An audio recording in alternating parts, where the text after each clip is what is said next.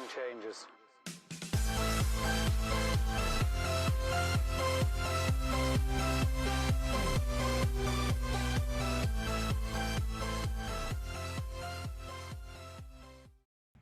Hey, what's up, Rockstars? Welcome back to the channel. I hope you guys had a wonderful day and a wonderful June. We're gonna be starting July. You may be watching this July 1st, 2020, so welcome to the second half of this crazy year.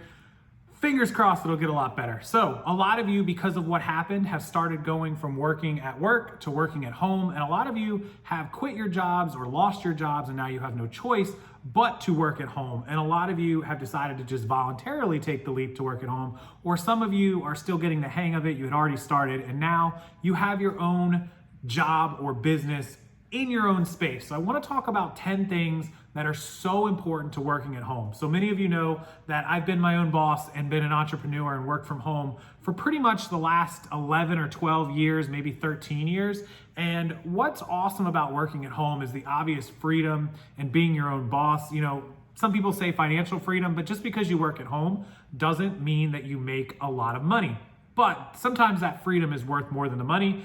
And hopefully you're able to turn that free time and extra time into more money and out earn what you were at a job or, you know, going somewhere for work every day. So let's talk about 10 home tips from working at home in your own office, your own space, wherever it is that you work out of, that will make you more successful, more productive, and hopefully more money.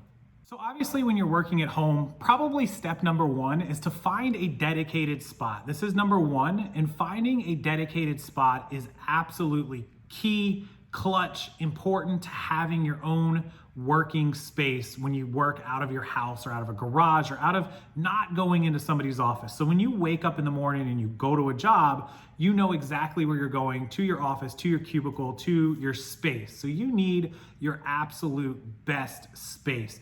And I kind of work all over the house and it's really not the best situation and setup. And I'm going to be completely honest, it's not. And so I record from this space, which is a makeshift dining room that we have, and I really need a better spot to record. I kind of do my work either from the living room or the couch or sometimes from the bedroom where I do like my computer work where I'm just sitting in front of a computer.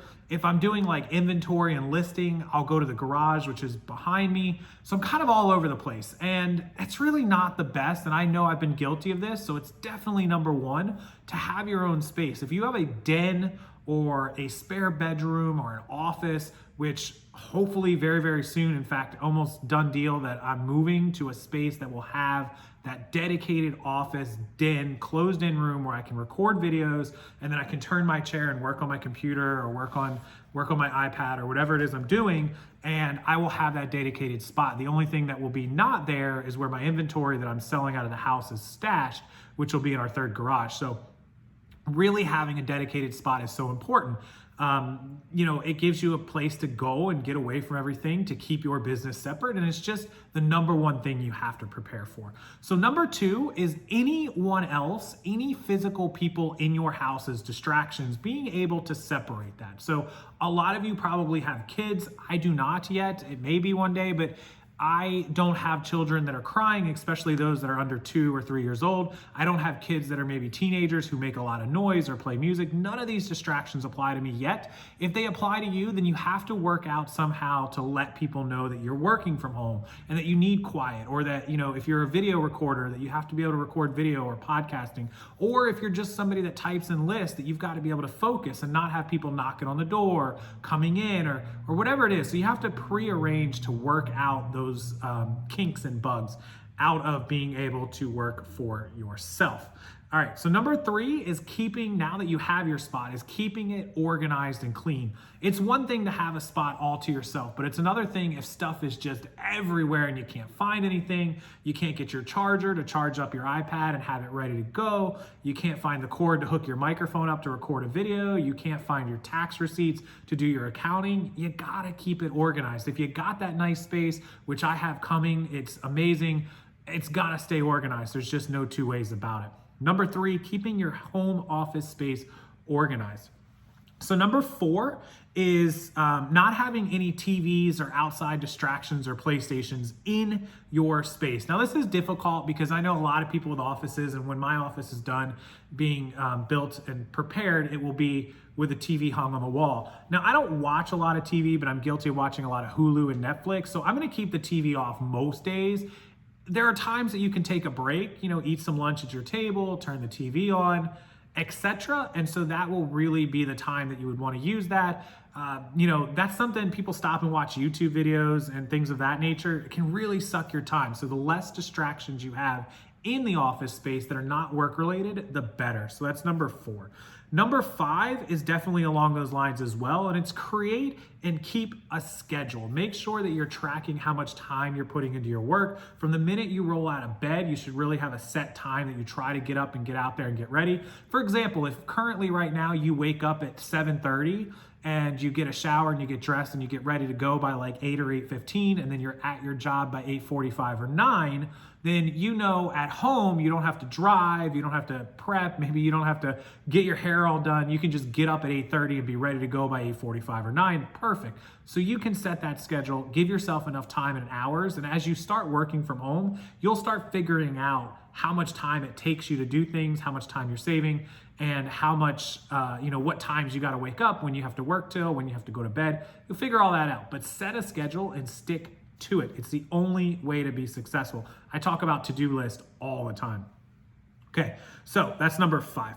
Number 6 is invest in good equipment and good technology and good things for your office. If you print stuff regularly or you're doing shipping labels, don't try to jury rig it together and just make whatever work. Get a good thermal printer, get a good laser printer. Get yourself the right equipment. I have all the right equipment. Again, it's just all over the place.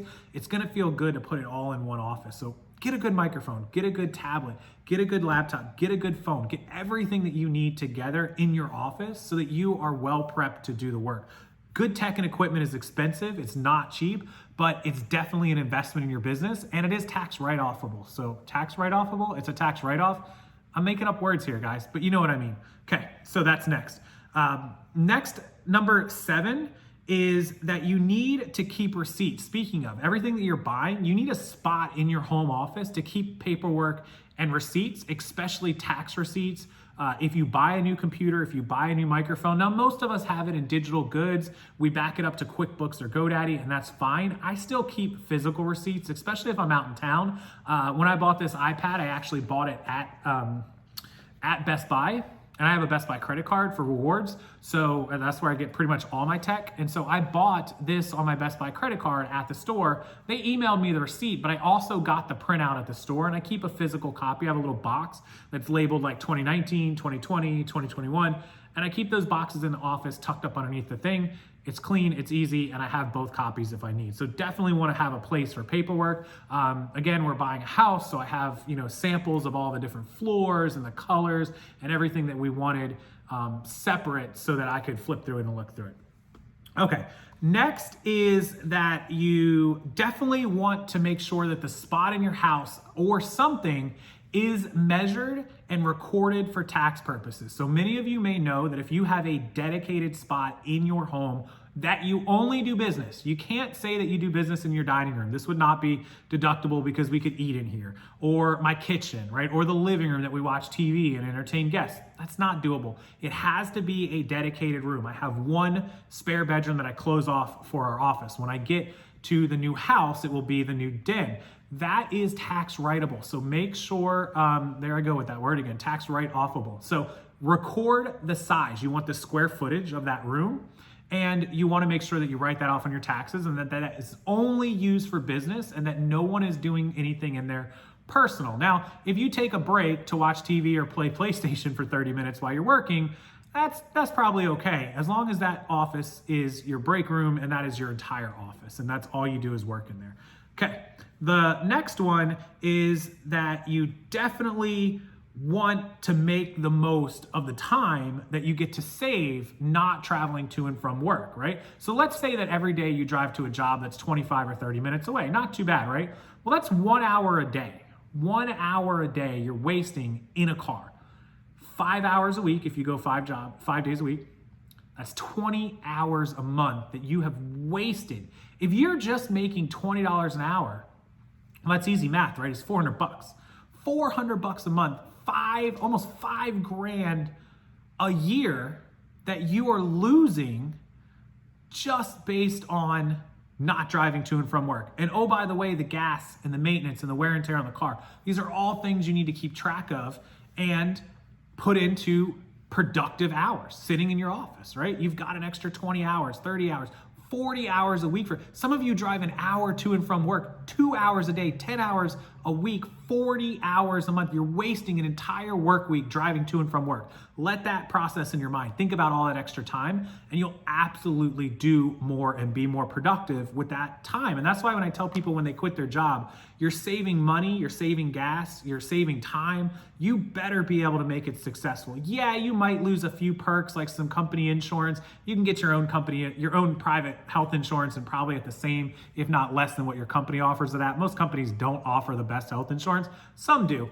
The only big things that people lose from successful careers is 401k matching and stuff like that. That's super important investments. But if you're just working a regular job and you don't have any of that, you're really not missing out on a lot. So take advantage of the perks of working at home and the extra time.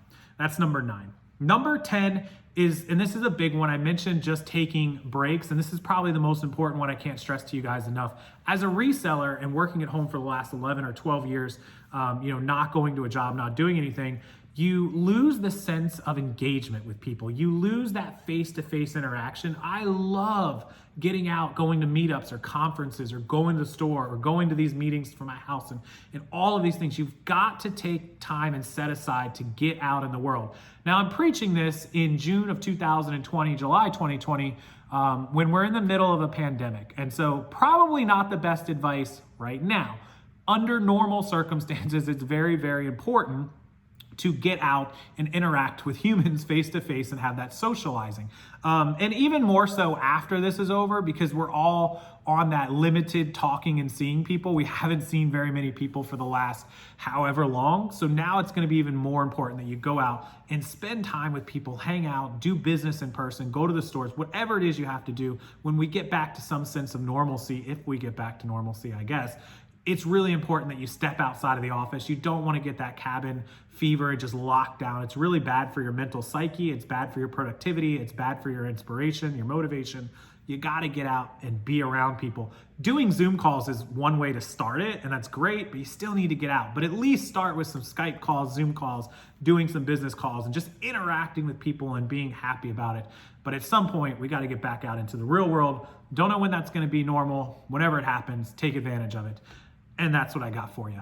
This is 10 ways to make working at home successful for you in 2020 going forward into who knows 2021. But hopefully you guys that are now the joy of being a business owner, an entrepreneur, or getting to work at home for your company, take advantage of these, put them to use, and make the most money and most productivity you can out of that little space that you can now call yours. And hopefully soon the one I'll be calling mine just up the road. Thank you guys, as always, for watching. Make sure you give the video a thumbs up. Share this with any entrepreneurs or business owners or people working from home that you know. Just copy and paste that URL, internet bar. Send it on over to them in a message or an email. Let them know to check this out so they can get a little motivation, a little inspired to be the best them they can be. As always, you can hit that subscribe button for more videos. Turn on that bell for notifications. And until next time, guys, have a wonderful evening, a wonderful day, and I'll see you then.